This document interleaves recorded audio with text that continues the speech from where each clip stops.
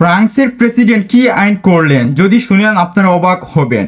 আগে কিন্তু এরকম ছিল না, হঠাৎ করে এই আইনটি করার ফলে ফ্রান্সে থাকা যেসব বাংলাদেশি প্রবাসী ভাইরা রয়েছেন আপনাদের জন্য কতটুকু কঠিন হবে আজকের এই ভিডিওটিতে আমি শেয়ার করব।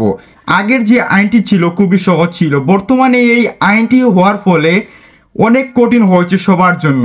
যারা নতুন ফ্রান্সে এসেছেন তাদের জন্য কিন্তু অনেক কঠিন হচ্ছে, আর যারা ফ্রান্সে নতুন এসেছেন কয়েক মাস হয়েছে কয়েক বছর হয়েছে তাদের জন্য অনেক কঠিন হয়ে যাচ্ছে। আর এই আইনটি কি, আইনটি কিভাবে কাজ করে, এই সমস্ত বিষয় নিয়ে আমি আজকের এই ভিডিওটিতে আলোচনা করব। তাই সম্পূর্ণ ভিডিওটি দেখার অনুরোধ করছি যাতে আপনারা বুঝতে পারবেন। তো এই আইনটি হচ্ছে ফরাসি ভাষা সম্পর্কে, কারণ আপনারা আগে জানতেন ফ্রান্সে আসার পর অনেকেই কিন্তু ফরাসি ভাষা শিখতেন না, আসার পর সরাসরি কাজ শুরু করতেন, কাজে যেতেন, কিন্তু ফরাসি যে ভাষাটা রয়েছে শিখা যে প্রয়োজন এই বিষয়টা কেউ মাথায় নিত না। বর্তমানে ফ্রান্সের সরকার কি বললেন, ফ্রান্সের আইনে এখন বলা হয়েছে যে আপনারা যদি ফ্রান্সের ভাষায় আপনারা না শিখেন তাহলে অনেক প্রবলেম হবে। যখন আপনি স্যালারি কার্ডের জন্য আবেদন করবেন 3-5 বছরের 10 বছরের আওতায় যখন আপনি ডিমান্ড করবেন তখন আপনার ভাষা লেভেলটা প্রয়োজন, A2 প্রয়োজন, A2 বলেন, A1 A2 এগুলো কিন্তু অনেক ইম্পর্টেন্ট। যদি আপনারা ফরাসি ভাষা না জানেন তাহলে সেই ক্ষেত্রে গিয়ে প্রবলেম হবে। তাই আপনারা ফরাসি ভাষার শেখার উপর আপনাদের এখন থেকে জোর দিতে হবে, না হলে আপনি স্যালারি কার্ডের জন্য যখন 10-5-3 বছরের আওতায় পেপার জমা দিলে আপনার হবে না, কারণ আপনার ভাষা জানতে হবে। ফ্রান্সে আপনি এতদিন থেকে রয়েছেন, তাদের প্রশ্ন হচ্ছে আপনি এতদিন থেকে ফ্রান্সে রয়েছেন, আপনি ফ্রান্সের ভাষা কেন জানবেন না বা কী কারণে আপনি জানেন না? আপনি অবশ্যই ফরাসি ভাষা শিখবেন।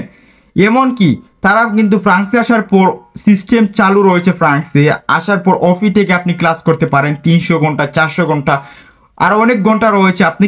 আপনি ফরাসি ভাষা শেখার জন্য তারা কিন্তু টাইম দেয় আপনাকে, আর আপনি সেই টাইমকে যদি কাজে না লাগান তাহলে তো এটা আপনার নিজের প্রবলেম, তাদের তো কোনো সমস্যা নেই। তো বর্তমানে এসব হচ্ছে।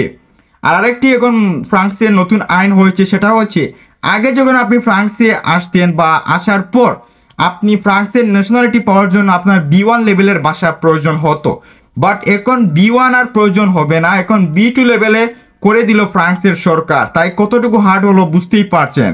B1 থেকে B2 করা এখন প্রত্যেকটা ভাইরা যারা এখন বর্তমানে এক্সাম দিতে যাবেন তারা এক্সাম দিচ্ছে না এখন, কারণ B1 দিয়ে কী লাভ হবে? B1 থেকে B2 করে দিয়েছে এখন ন্যাশনালিটি পাওয়ার জন্য।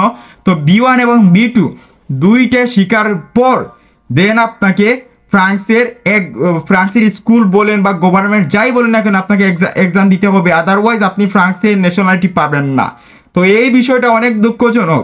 আগে ছিল B1, এখন B2 করে দিল। B1 ছিল হার্ড, আগেকার সময়ের জন্য B1 অনেক হার্ড ছিল প্রতিটি বয়ের জন্য, বর্তমানে B2 করা আরও হার্ড হয়ে গেল।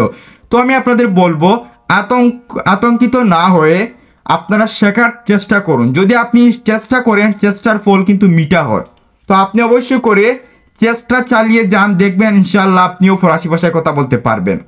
হয়তো অনেকেই নতুন এসেছেন, ফরাসি ভাষা কীভাবে শিখবেন বুঝে উঠতে পারছেন না, তাই আপনারা আমার এই চ্যানেলটি সাবস্ক্রাইব করতে পারবেন। আমি এই চ্যানেলে মাঝে মাঝে ফরাসি ভাষা সম্পর্কে ভিডিও আপলোড করি। তো আশা করি বুঝতে পেরেছেন। আর যারা একদম কয়েক বছর 5 বছর 10 বছর হয়েছে ফ্রান্সে এখনও ফরাসি ভাষা আয়ত্ত করতে পারছেন না, তাদের উদ্দেশ্যে আমার একটি কথা বলবো, আপনাদের এখনও সময় রয়েছে।